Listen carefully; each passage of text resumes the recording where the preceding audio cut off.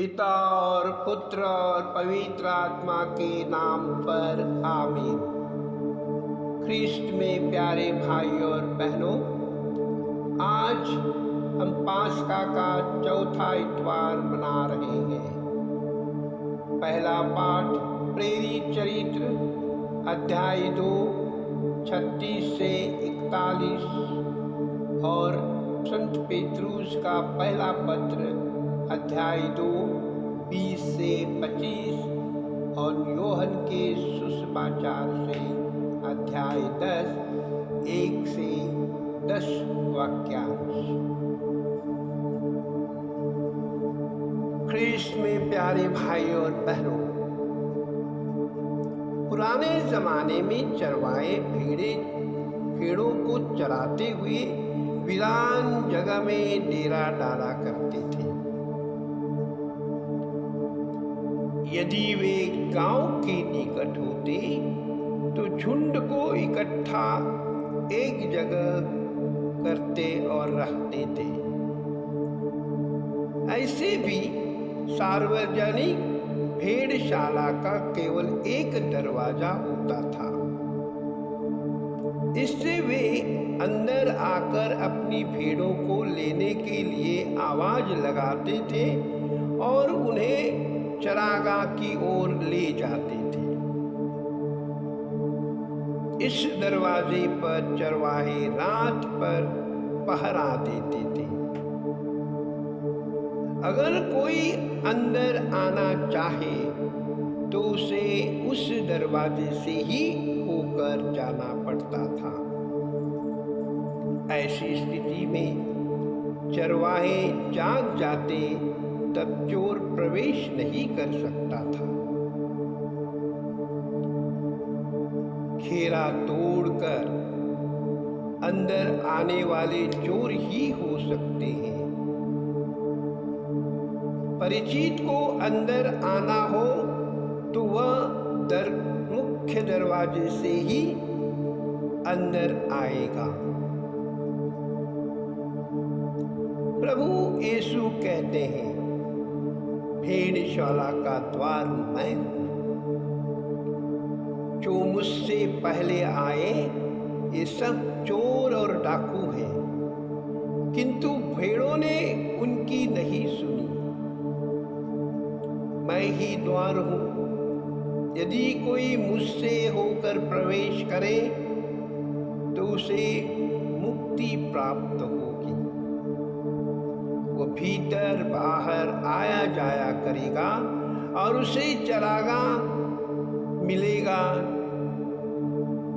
जो चोर केवल चुराने, मारने और नष्ट करने आता है, मैं इसलिए आया हूं कि वे जीवन प्राप्त करें, बल्कि परिपूर्ण जीवन प्राप्त करें।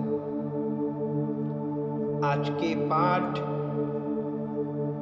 हमें गडेरिया और भेड़ के बीच का एक विशेष संबंध का बोध कराता है। दोनों एक दूसरे के प्रति निर्भर रहते हैं। भेड़ मुलायम ऊन देता और उसके बदले में उसे चारा पानी मिलता था। दूसरी बात यह है कि गडेरिया अपनी भेड़ों की चिंता करता है। वह देखता रहता है कि कोई बीमार तो नहीं, कोई ठीक से खा पी रहा है या नहीं। उनकी रक्षा के लिए अपने को जोखिम में भी डालता था। वह भेड़ों को प्यार करता है। भला चरवाहा अपनी भेड़ों की रक्षा करता और उनकी चिंता करता है। इस तरह दोनों एक दूसरे के प्रति समर्पित रहते हैं। यीशु हमें कभी नहीं त्यागते। वो 99 भेड़ों को छोड़कर एक भटकी हुई भेड़ की खोज में निकलते हैं। ख्रीष्ट में प्यारे भाइयों और बहनों, कहीं वो खोई हुई कोई भेड़ हम तो नहीं है, क्योंकि वह हमें नाम से जानते हैं। उन्होंने क्रूस पर अपने शरीर में हमारे पापों का भार उठाया है। उनके घावों द्वारा हम भले चंगे हुए हैं। यीशु ही एक उत्तम द्वार है जिसके जरिए हम परमेश्वर के पास पहुंच सकते हैं। अपने जीवन में प्रभु यीशु ने अंधों को आंखें दी, लंगड़ों को पैर, अनेक बीमारियों को चंगा किया और मुर्दों को जीवन दान दिया। इन सारे कामों को देखने के बाद कुछ लोगों ने प्रभु यीशु पर ईश्वर होने पर संदेह किया। ख्रीष्ट में प्यारे भाई और बहनों, क्या हम भी उसी दायरे में आते हैं? अपने अंतरात्मा को टटोले और अपने आप से पूछे कि हमारा विश्वास दृढ़ है?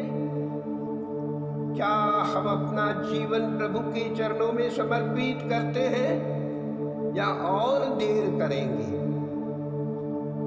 ईश्वर का गवाह बनने के लिए जो भी कष्ट हम सहते हैं वो आनंद पूर्वक होते हैं, क्योंकि उसमें प्रभु यीशु की कृपा होती है।